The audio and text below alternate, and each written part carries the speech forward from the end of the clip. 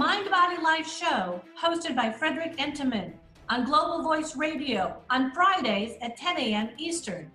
During his show, Mind Body Life founder and best-selling author Frederick Enteman investigates the little-known insights and daily methods used to create explosive life transformations and transitions with those that have risen from struggle and ascended to greatness.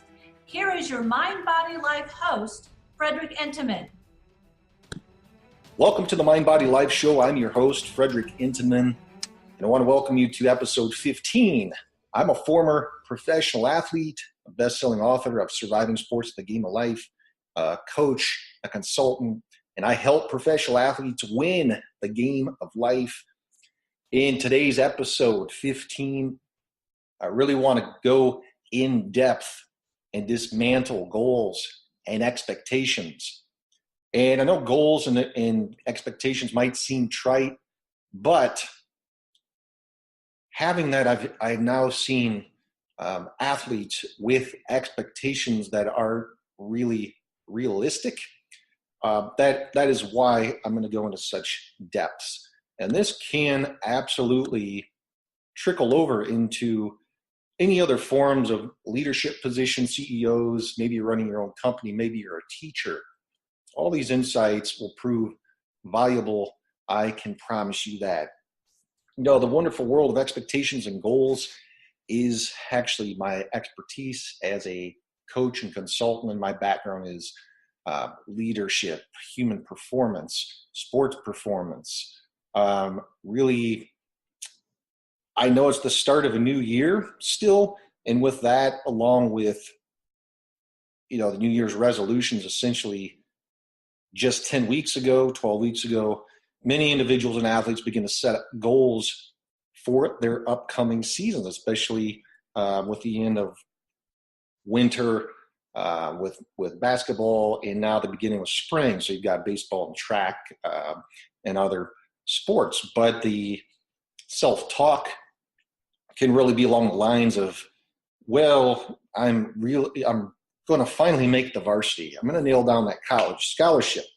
I'm going to score double figures every game. I'm going to break, 5 minutes in a mile. I'm going to bat at least .350. Or I'm going to set the pool and conference records. Expectations, dreams, goals, call them what you may be. They are another one of the athlete's double-edged swords. And when you know how to properly use your goals and expectations, I want it to be clear that they absolutely can help you cut through obstacles and overcome blocks and motivate yourself to get back up after falling, and ultimately carve your athletic dream into a wonderful reality. This is true. However, when you misuse goals and expectations, when you bring them out at the wrong time, for example, they can physically and mentally tie you so tightly in knots that you'll consistently choke under pressure, and then as a result perform way below your potential. A lot of athletes wonder why they're doing this, and I'll go into depths why. So athletes who misuse their goals continually experience frustration when they compete because they just can't seem to execute the way that they're capable. And the most frustrating part is they know they're better. And furthermore, the pressure that they experience right before and during competition makes it impossible for them to relax and just have fun. That's the name of the game after all. Aren't we in this for fun? It's a game.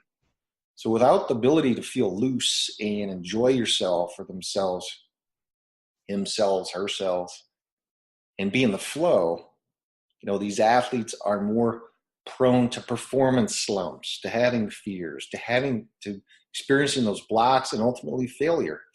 And I don't want to see that. That's why I do what I do. I've experienced this on my own. If reaching your dream as an athlete is vitally important to you, if you want your son or daughter to really enjoy their sports experience and be as successful as possible, if you, as a coach, I hope there's a lot of coaches tuned in. If you know a coach, please get this to them. If you as a coach want your athletes to come through in the clutch and consistently perform like champions, then it's critically important for you to understand the ABCs of goals and expectations. Now, I'm really going to explore how to use your expectations to motivate you to take your training to the next level without it interfering with your performance and competition. I guess for me, having been a professional athlete from an athlete standpoint, you can look at it like this: athletic viewpoint. Goals and expectations are really for practice, not competition. I'd say I'm now a parent of athletes.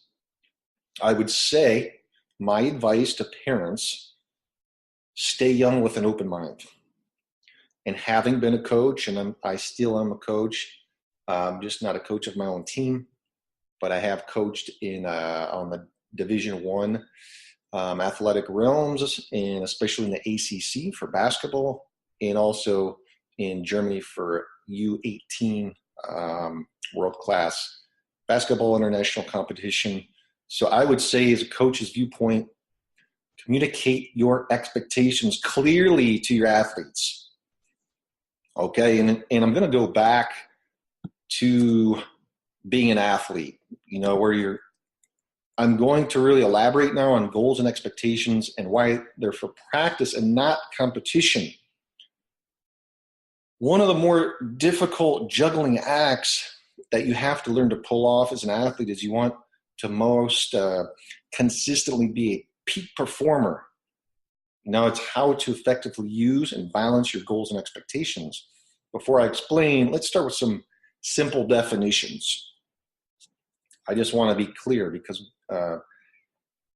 what are they exactly? What are goals and expectations? Even though these have slightly different meanings, okay, I'm going to be using them interchangeably. Goals and expectations are related to the outcome. They're always future-oriented. They reflect what you want and desire out of your sport from a particular season or from this immediate performance. Goals and expectations reflect what you hope to accomplish and what would make you feel successful as an athlete. So having goals or expectations for yourself is actually absolutely critical if you want to go anywhere in your sport. And I'd say if you want to go anywhere in life as well. Your goals and expectations serve, though, as a target to aim for. They give all your training efforts a meaning and a direction. They also provide the fuel and the energy that you'll need to consistently move forward towards success and then turning your athletic dream into a present-day reality.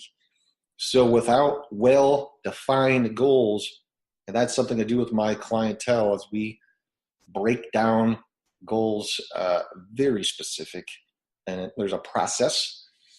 Without these well-defined goals, your overall training will actually be haphazard, be misdirected and disorganized. Without clearly defined goals, it can't be clear enough. Your efforts will be inconsistent at best. Some days you'll train hard, others will just go through the motions. I've seen very talented athletes do this because they just weren't clear, and that's a shame. You get one shot at this. Basically, goals serve as a source of motivation to keep you keeping on, especially when the commonality, when the going gets rough. Oftentimes that's when the discouragement sets in. So when you have goals and expectations for yourself, you're setting a higher standard of performance. You are internally demanding more of yourself. You are challenging yourself. And such high standards and challenges are necessary for you to take your training to the next level. It's like this in life as well. You ever wonder why some years are just the same years and then a decade goes by and you're still in the same spot? It's these inner demands that you place on yourself that will ultimately propel you forward towards your dreams.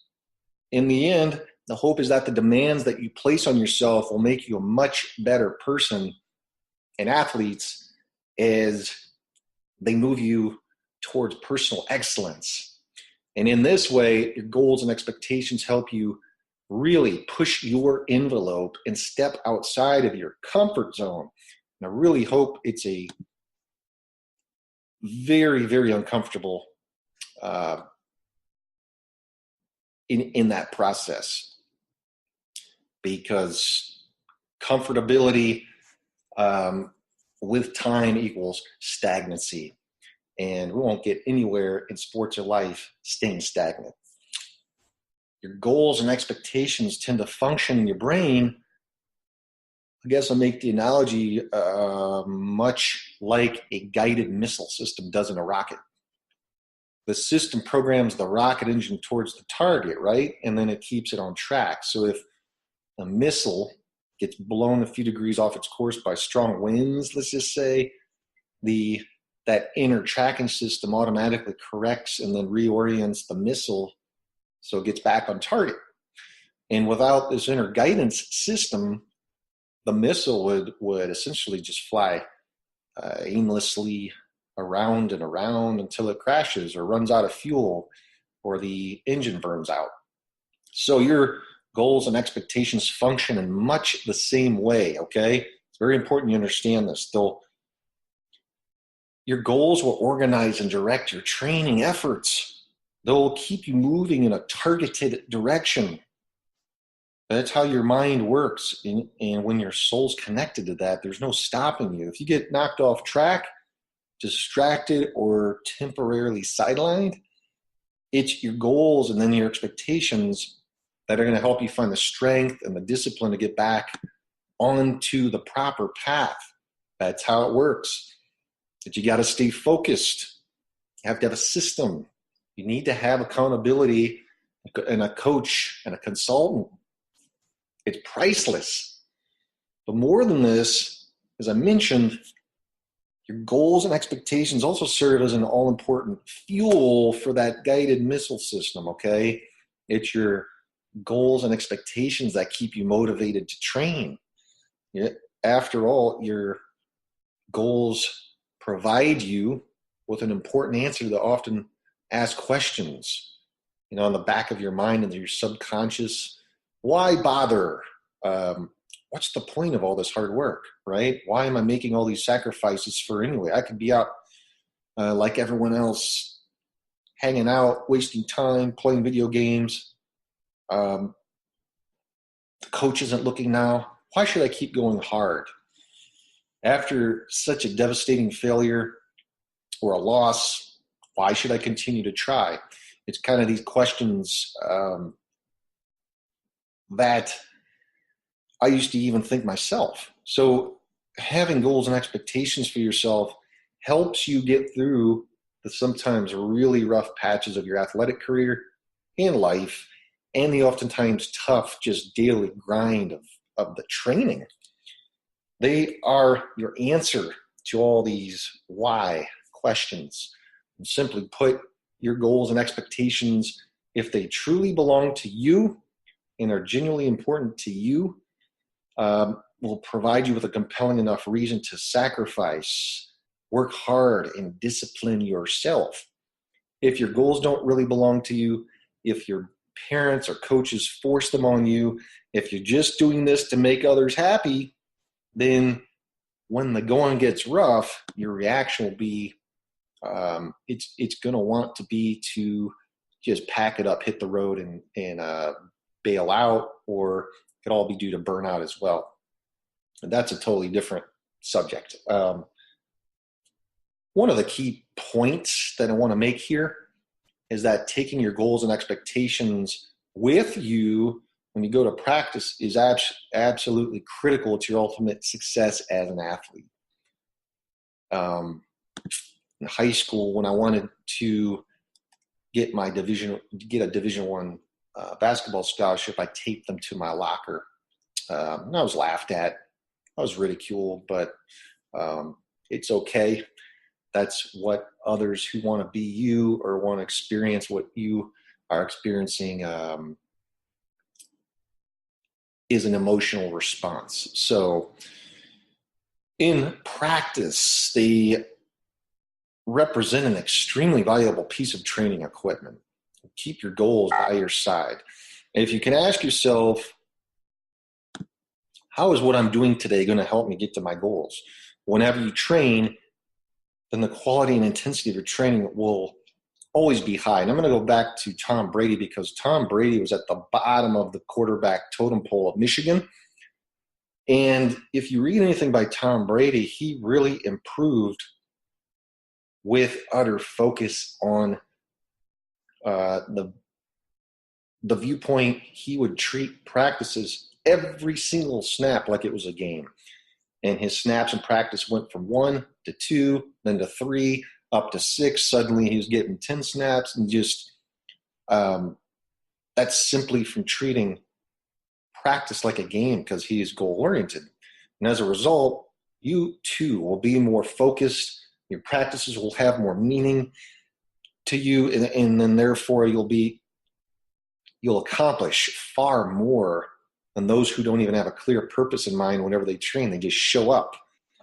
So asking yourself this one simple question in practice over and over again on a daily basis throughout the course of the season can easily make the difference between success and failure in winning and losing, of course, or successfully reaching your goals or not. But this is only one part of the championship formula when using goals and expectations. The other, just as critical part, is to know when it's time to mentally set your goals and expectations aside. And perhaps one of the more common and costly mental mistakes made by athletes that I see time and time again at any level is to take their goals and expectations with them onto the competitive playing arena. It's this mental mistake, okay, that leads to choking. It leads to tight and tentative performances and, unfortunately, bitter disappointment. Walk on the basketball court as an example for a big game with your expectations on your arm, such as I've got to score at least 32 points or something, and you will be sure to leave an unhappy, frustrated underachiever. I promise you. This is one of the cardinal rules in peak performance. Take your goals with you whenever you practice and train, but never, ever when you compete and when it counts. And I want to repeat this because it's so important. And I say this with great humility and respect. Do not bring your goals and expectations with you when you compete. And I know you want to know why, because we're often taught the opposite, I know. While your goals and expectations may motivate and focus you in practice, they rarely work that kind of positive way in competition. Concentrating on your goals when you compete, focusing on how important this game or match or race or whatever may be, thinking about the outcome of the contest and how you really need to beat this opponent or that one will only distract you from what you need to focus on in order to perform to your potential and make you nervous at the same time. And at competition time, your goals and expectations will weigh you down and sink you. They'll tighten your muscles, they'll kill your nerves, they'll fill your heart with dread. They might even send you to the bathroom getting sick. And it's this outcome focus on goals and expectations that is so poisonous to the athlete's performance. And so an emphasis on outcome, the goals and expectations, of course, right before you compete will always crank up the level of seriousness of the performance and what's at stake, while simultaneously killing your fun and enjoyment. That's what it's all about. If you're not in this for fun and enjoyment, because at the end of the day, it is a game. This is a deadly 1-2 combination that will KO your performance. If you're not having fun going into and during a performance, then you'll be physically and mentally tight, and it will be impossible for you to play to your potential.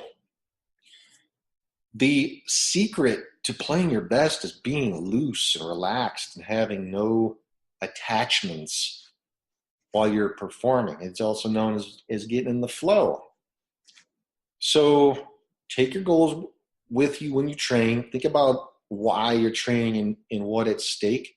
Try to connect what you're doing right now in practice with your ultimate goal. Treat your practices like as if it's a game. Every single minute of every single second of every day at practice. However, understand that when you go to compete, you must leave your goals back home. Don't bring your goals and expectations in a competition. Forget about what's at stake, who your opponent is, how important this competition may be, or who's in the stands even watching you. And if you get into your head that you have to or got to or need to or you must in relation to your performance in this game or match, then I'm telling you, you're overly focused on outcome, and as a result, you will be more likely to choke your guts out and underperform. So keep in mind that the way to get that all-important victory is really a paradox.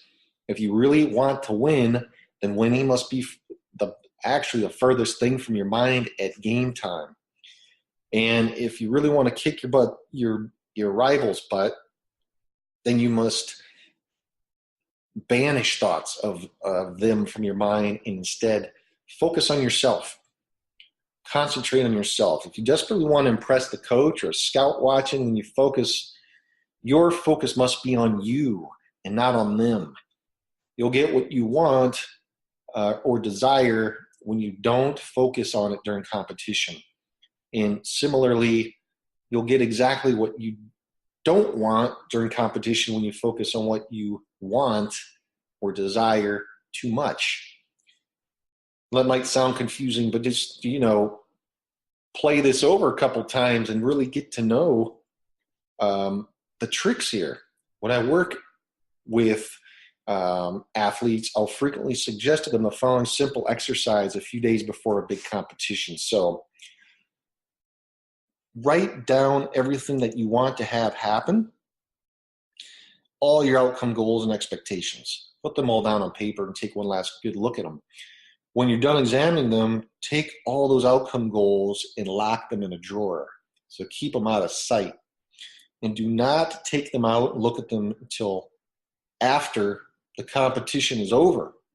And this really is the best way to ensure that you can have the best chance to perform at your best. I know it sounds weird, but goals and expectations are really part of your practice equipment. And, they're only to be used in practice and never when it really counts. I know I kind of really elaborated there, but now that I'm a parent, and I said at the beginning of this if you're really a parent with talented kids, I'd say stay young with an open mind. I can elaborate a little bit on that. While I'm not able to provide you with the actual secret to keeping your body biologically in its youth, I can provide you with a little mental secret that will not only keep your mind and attitude forever young and vibrant, but will also keep your relationship with your children in good health. Okay, it's to keep a beginner's mind, really. So continually keep yourself open to change and possibility. There's one thing I can't stand. It's going to these tournaments, these weekend tournaments, and seeing parents try to live or relive their lives through their kids. You need to continually question the status quo in your mind. Examine other possibly conflicting perspectives. And just because one way of doing something works, don't think that there aren't other, even more effective ways out there. I'm just coming from an experienced perspective, okay? There's nothing that will age you faster and potentially alienate you from your kids than having a rigid, closed mind, and ultimately, having the outlook of my way or the highway, or ruling, imposing your iron fist or will over your child. Very destructive. It will blow up every time. So thinking that your way is not only the right way, but the only way, will get you into more hot water performance and relationship-wise issues than you can imagine. It will make your head spin.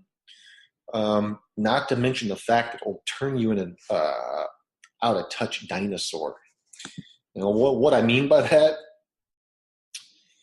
as we grow and mature, we all have kinds of valuable life experiences that teach us various lessons, right?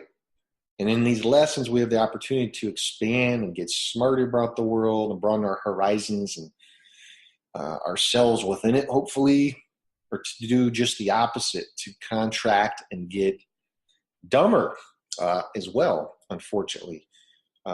Sometimes the experiences that we have in life traumatize us, and we end up taking with us the wrong lessons about people and situations, and we create these beliefs that aren't even true. They're not even true. You're making them up. They're made up disillusions. We may learn that the world's a very dangerous, uncaring place, or that we're incapable of taking care of ourselves. And sometimes we learn that you can't trust anyone, or that good things always end badly. Or maybe we learn that whatever we do, it's just not good enough. Certain bad experiences tend to generalize inside us, so we close our minds to the possibility that things could ever be different. And as a result, we go into new experiences expecting the same old familiar negative outcomes. And because we look for the negative, we close ourselves off to the positive, and as a result, usually find exactly what we don't want, because misery loves company. And there's a lot of victimhood mentality out there. It's another reason why I do what I do, and I'm so passionate about what I do, is to help individuals and athletes out of that. Sometimes they've inherited this outlook from their parents or their grandparents, or patterns or chains that need to be busted. Same can hold true for all of our interactions with people. We see our kids or the coaching staff and other parents in a narrow and kind of overly rigid way. And our expectations and perceptions of others, even others' color, and it distorts our ability to actually see who's in front of us and what they're really like, what they're authentically like. It's shedding that judgment, okay? Instead, we see a projection of them that comes from imagination and inner distortions. And we reflexively interpret our children's behaviors without taking the time to carefully listen to what they're really saying. Really important. We think we know what they're thinking and feeling. We think we know their intentions for behaving a certain way, but many times us as parents, we're flat out wrong or way off base, and we don't even know it. And part of the problem is that as parents, we sometimes have difficulty seeing and accepting that our son or daughter is a distinctly different being from us. Our goals may not be his or her goals. Please consider that. Wake up to that. Be aware. What we may do in a certain situation may not at all be what your child may do. They're not an extension of our direct psyche, but instead they're a person in their own right. You need to honor and respect that. True love you really love your child, it's unconditional. How quickly we've forgotten what it's like to be a teenager with parents who never took the time to listen to us and who always made assumptions about who they thought we were. So consider this.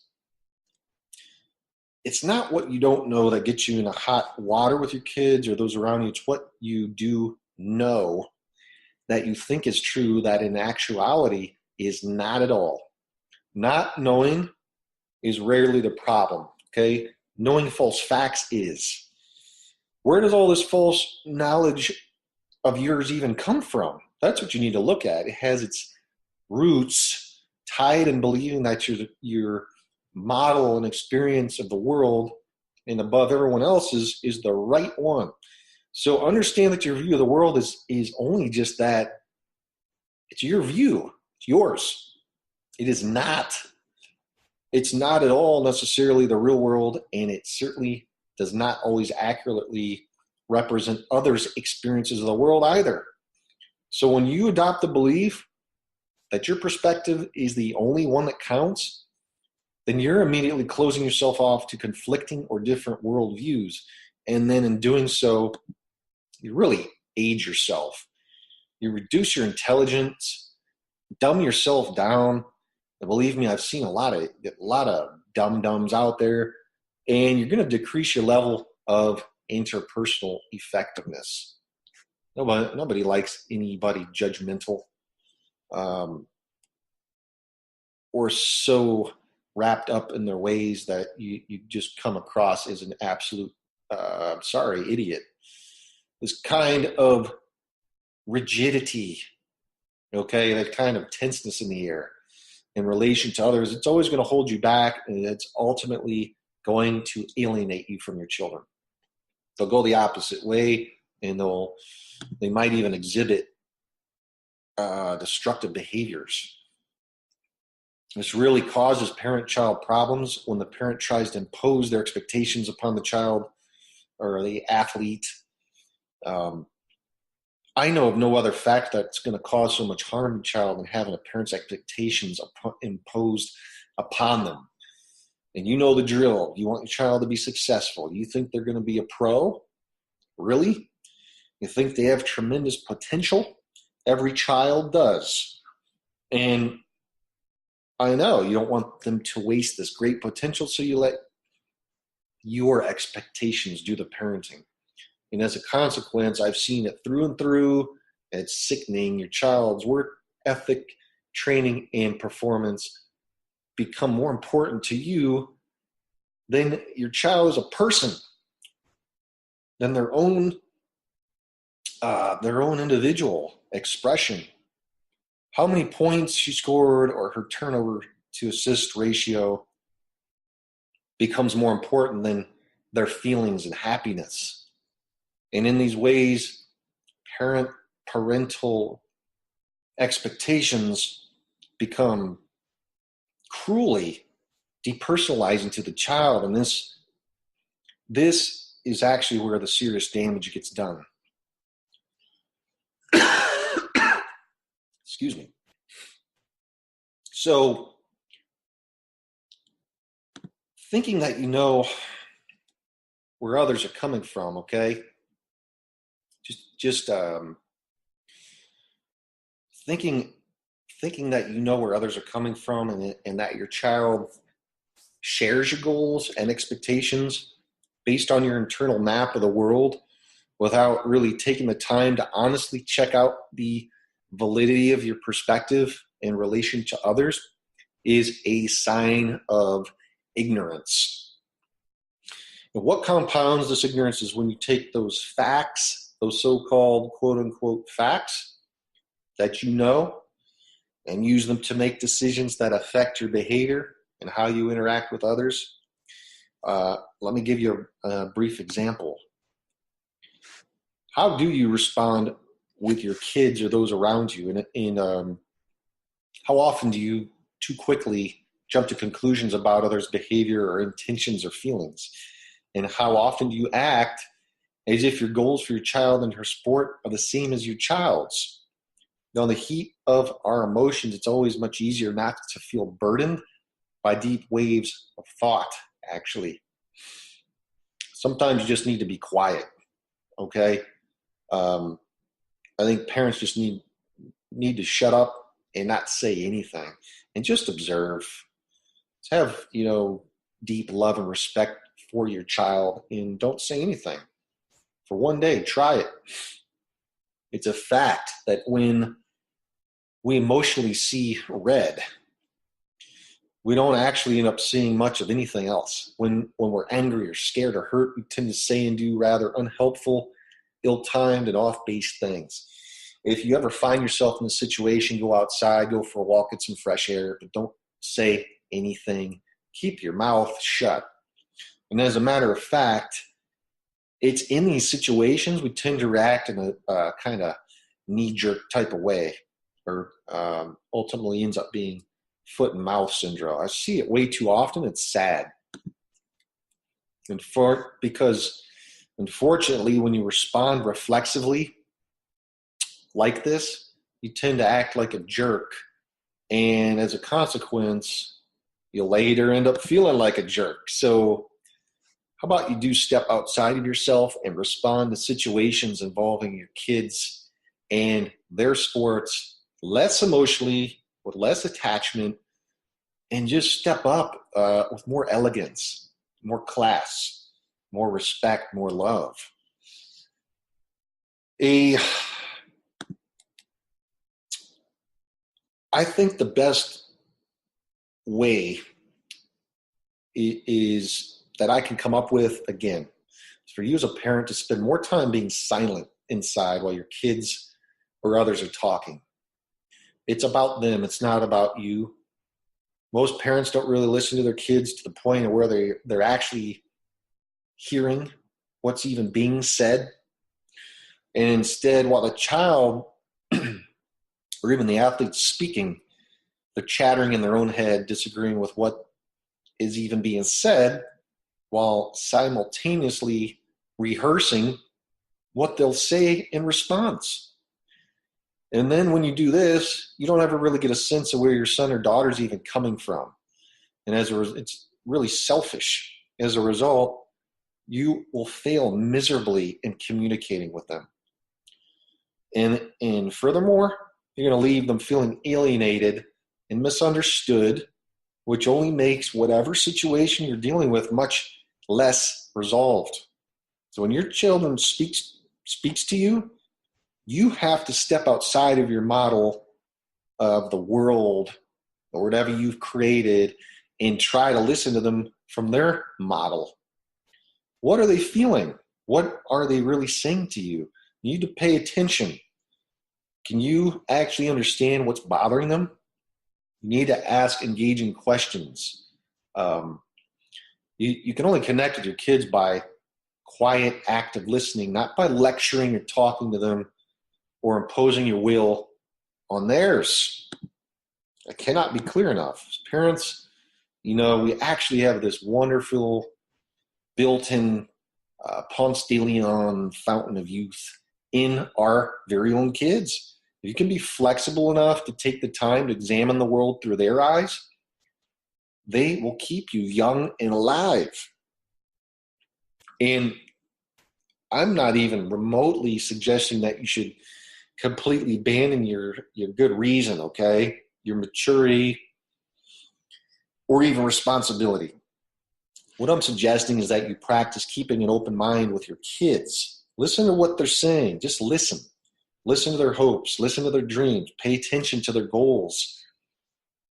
The benefits of this alone will be happy, emotionally strong kids and a healthy, happy parent-child relationship, okay? Now I'm going to wrap this up and end with a coach's perspective here, some insights of communicate your expectations clearly to your athletes, because just, the Phil Jacksons and John Woodens of the world, the masterful teachers on top of coaching, they're just tremendous communicators. And I want you to ask yourself, if you're a coach or if you want to up your coaching level, just how clear are you with your athletes? Do they know where you really stand? Do they know exactly what you want from them? Are you really an effective communicator? So really all critical, important questions for you to ponder if you want to be ultra successful in reaching and positively affecting your athletes. I coached with Bobby Bowden. When I was just 23 years old, I really got to see what effective communication was all about. We ended up winning the national championship in football. And I got to see what that took in communication on the upper level of what that was. I'd never been experienced to that atmosphere at all. So without the ability to clearly communicate what you know and want your athletes to learn, it simply won't get across. Communication is such a basic, commonsensical issue that most coaches pay it little direct attention, actually.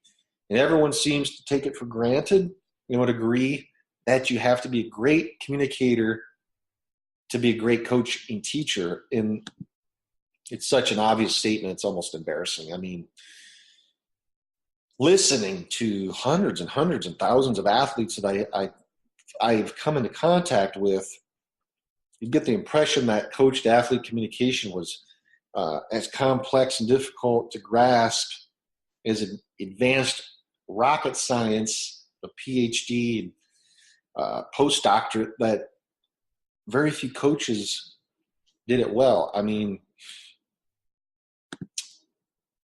I'm going to use an example, okay? And this example is from an athlete that I coached, and I had them write out their feelings of how a particular coach made them feel. It goes like this, quotes, my coach hates me. He doesn't pay attention to me in practice unless he's yelling at me for something I did wrong.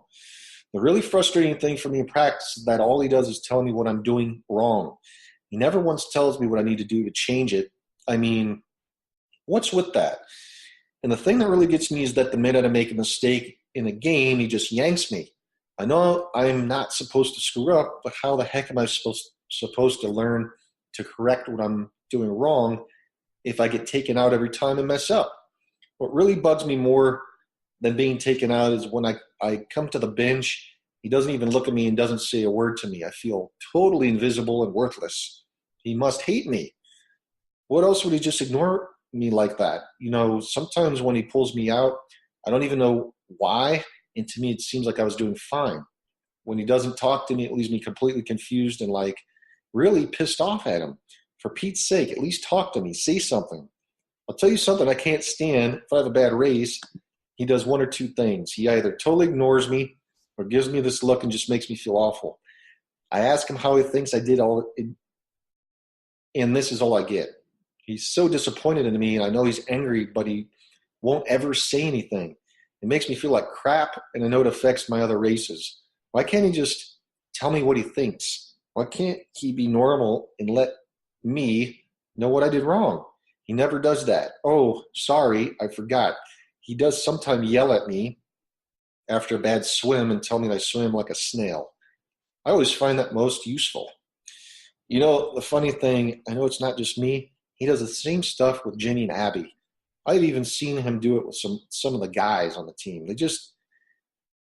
They think he's just a jerk, but still, I can't get away from feeling terrible about myself, quote. I think the real problem arises because many coaches are not aware of how and what they're communicating with their athletes.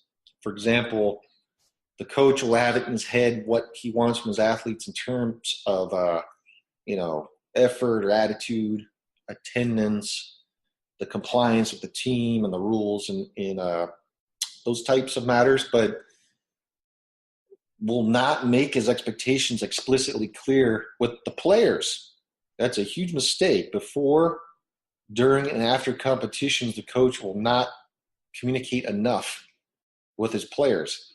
It won't be clear enough with his during and after performance feedback, and will therefore leave the athlete guessing as to what's really going on in the coach's head, and also what the coach really thinks and feels about him. And in this case, many coaches fail to even grasp one of the very important underlying principles in communications. You can't not communicate as a coach. Everything you say or don't say in your voice, tone, volume, speech tempo, in your body language and posture, you're always communicating. When you deliberately or accidentally ignore a player, you are communicating. When you casually make a joke, or you're communicating. In all of this, you're communicating most powerfully, and hopefully not unfortunately like a maniac Bobby Knight, who, my opinion, is one of the worst coaches and examples of coaching in the history of sports. So, in fact, the words are powerful. Be cognizant, be aware of the words that you use. If you're in a leadership position, the words that you use in your messages convey, ultimately only 10% of the real meaning of your actual communication. So make them count. 30% of your message is conveyed in voice volume, the tone, the tempo, and the remaining 60%, by far the bulk of your message, is actually conveyed in unconscious, the nonverbal factors like your posture, facial expression, your eye movement. And when we communicate with anyone, it's always the nonverbal component and unconscious factors that really convey the true meaning anyway. That's why when Bobby Knight chokeholds one of his players or grabs or throws a chair across the floor, gives me a real understanding of the volatility of his true nature. And that's dangerous. That's psychotic. So this kind of lends more meaning to why the expression "talk is cheap" is so true. It's because of this communication axiom.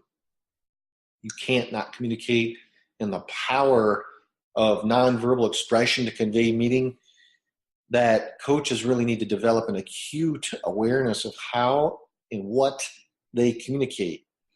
And it's having such an awareness that will make you a better, more effective communicator. If you want to be world class, then strive to be like John Wooden. He was the ultimate teacher, and his players went on to do great things. They're very successful beyond sports. Being a more effective communicator is going to make you a better teacher, and ultimately a far more successful coach. If you're uncomfortable with honestly communicating, then you better get yourself into some kind of speaking class. Work on your speaking skills. It is a skill. And if anything, if you're not comfortable speaking in front of a team, being honest, you're not in alignment with yourself.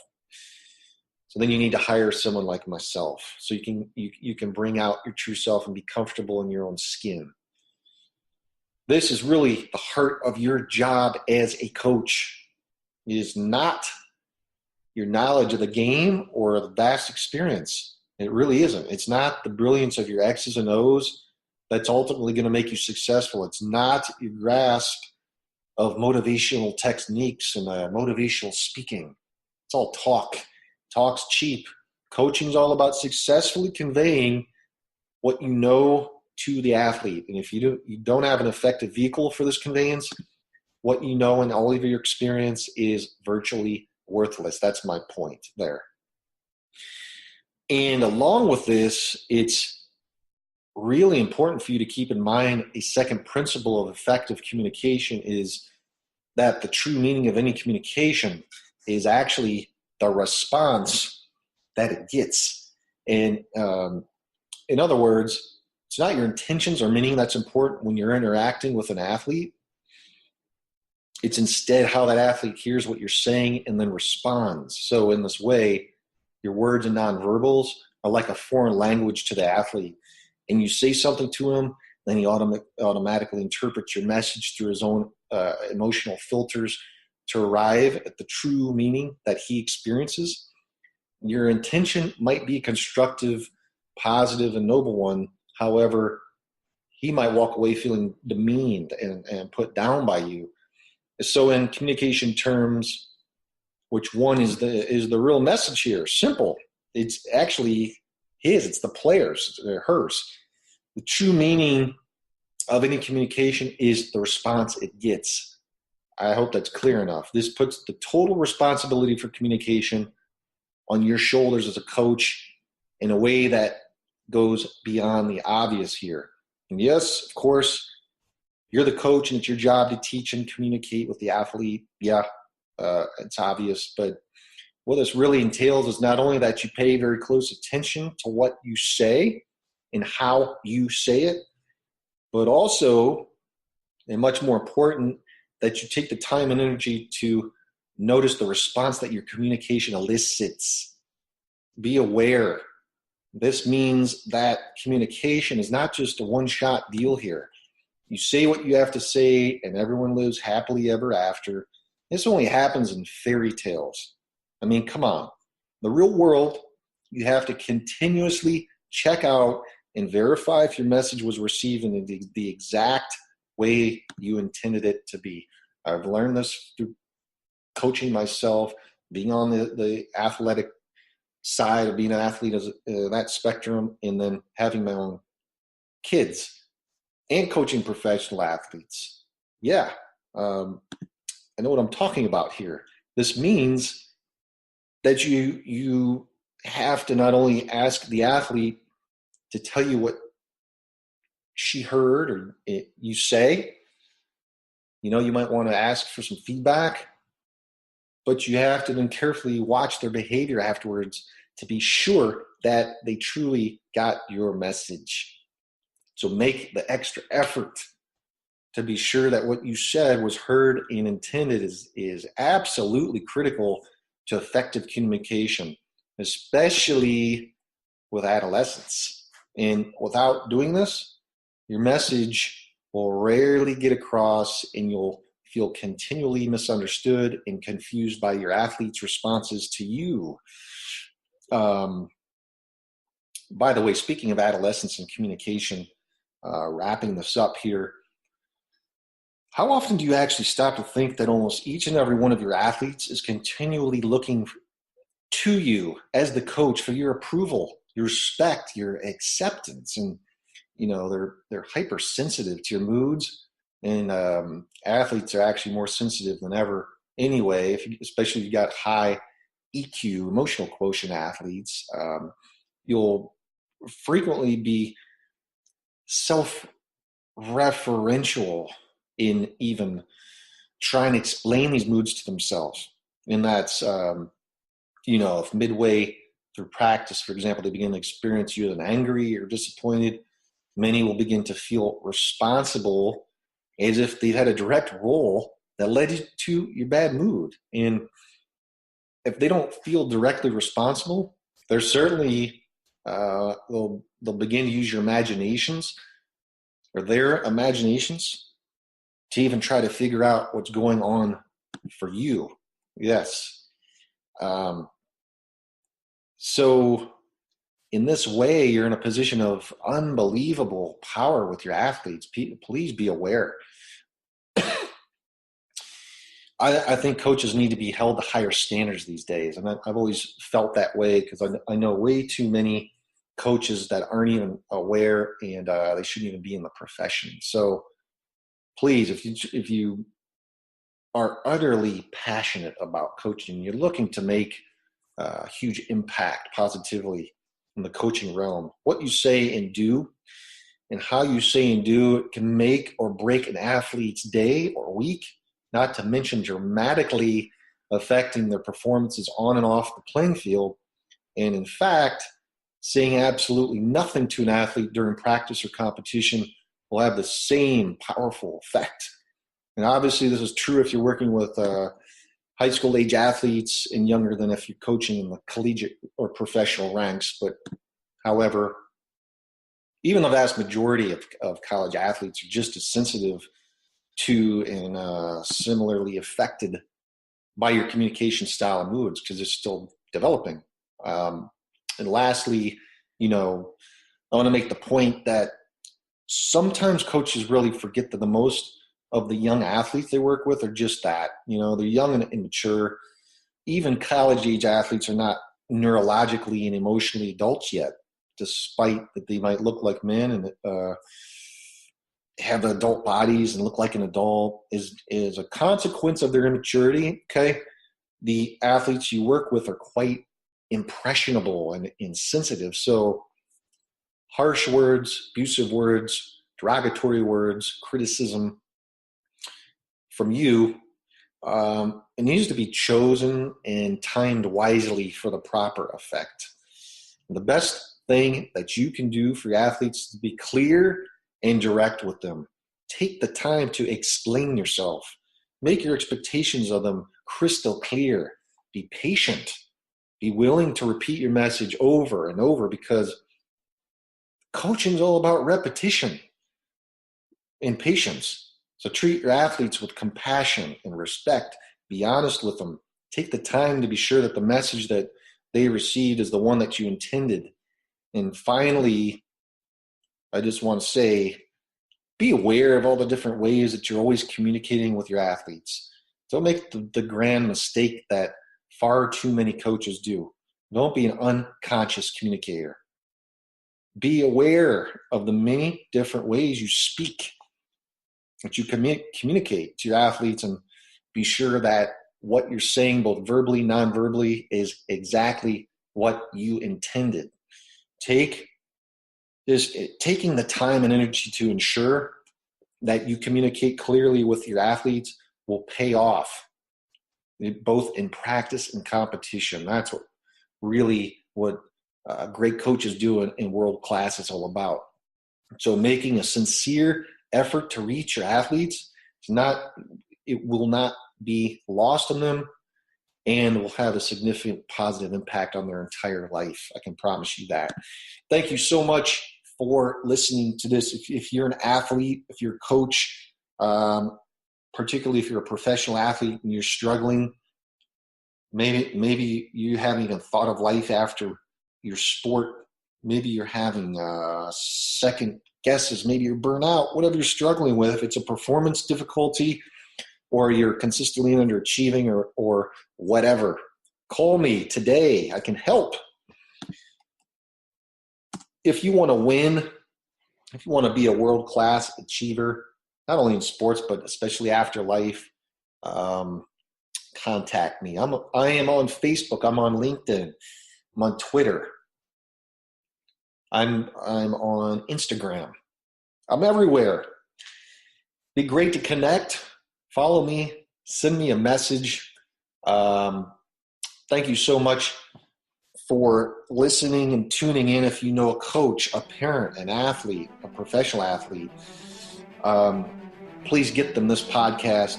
Very valuable. And until next time, have a tremendous day.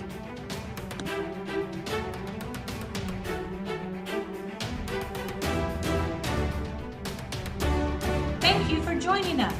Listen every Friday at 10 a.m. Eastern to Frederick Intiman host Mind, Body, Life. Connect with Frederick at www.globalvoiceradio.com. Tune in next week for another edition of Mind, Body, Life on Global Voice Radio.